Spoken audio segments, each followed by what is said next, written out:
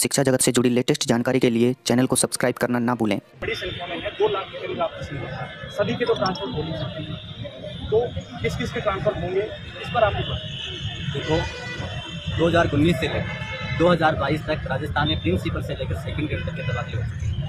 अब सबसे बड़ी जो समस्या है वो न तो 2 लाख शिक्षकों की है, मात्र 30,000 ऐसे शिक्षक हैं जो दूर दराज के जो डार्क जोन के जिलों में बैठे हैं, और वो इन उत्तरी राजस्थान के जो 13 जिले हैं उनमें अपने गृह जिले में आ जाते हैं। मैक्सिमम पार्ट उनका इन जिलों का है, और हमने सरकार के सामने एक ब्लू प्रिंट बनाकर पेश किया है कि 30,000 के तमाम के तबादले आप सेकेंडरी एजुकेशन में कर दीजिए, और वो 30,000 जो पद खाली होंगे वो एलिमेंट्री के पद खाली होंगे, और वो एलिमेंट्री के जो पद खाली होंगे तो आपको नई नियुक्ति करने में आसानी होगी, क्योंकि 48,000 की भर्ती हो रही है और इनके पास में एलिमेंट्री में मात्र 21,000 पद खाली हैं। वो कहाँ से नियुक्ति दे पाएंगे? इसलिए यदि 30,000 ये सेकेंडरी एजुकेशन के पद इनके पास में खाली होते हैं तो निश्चित रूप से उन पे नियुक्ति की राह भी आसान होगी और इनके तबादले भी हो जाएंगे, और वो 30,000 लोग संतुष्ट होंगे। तो क्या 30,000 लोगों की ही मांग है, 2 लाख लोगों की मांग नहीं, 2 लाख, हाँ बिल्कुल 2 लाख लोगों की मांग नहीं है, ये सरकार कंफ्यूज हो गई है। और 30,000 जो तबादले होते हैं उनमें एक लाइन लिखी जा सकती है कि इन लोगों को कार्यमुक्त तभी किया जाएगा जब नई भर्ती से इस विद्यालय में कार्य ग्रहण कर लिया जाएगा, तो वहाँ भी कोई समस्या नहीं आएगी। और एक लाइन के साथ में 30,000 उनका भाव हो सकता है,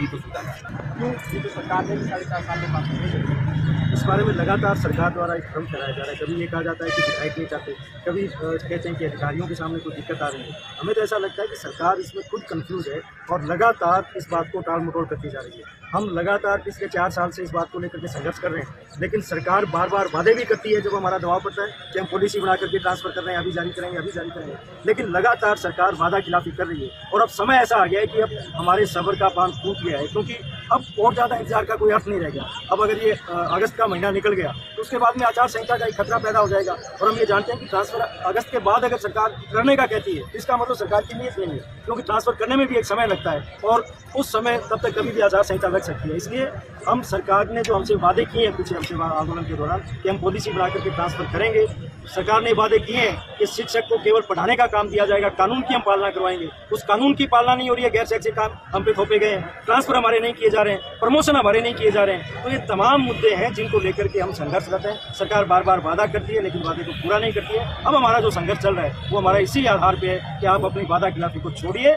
और अपने वादे को पूरा करते हुए अध्यापकों के आप ट्रांसफर कीजिए तुरंत, बिना कोई देरी किए। अब कोई कारण नहीं है कि आप और देरी करें।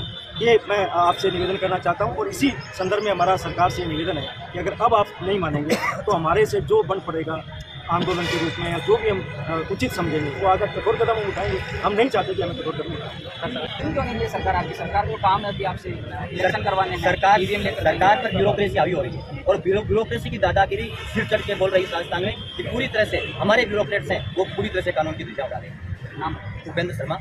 ट्रांसफर से जुड़ी हर छोटी मोटी खबर के लिए हमारे चैनल आरपी द्रोणाचार्य को जरूर सब्सक्राइब करें, और साथ ही टेलीग्राम चैनल का लिंक हमने डिस्क्रिप्शन में दे रखा है, वहां जाके ज्वाइन हो जाओ, क्योंकि हम हर छोटी मोटी खबर उस टेलीग्राम चैनल पर डाल देते हैं। धन्यवाद।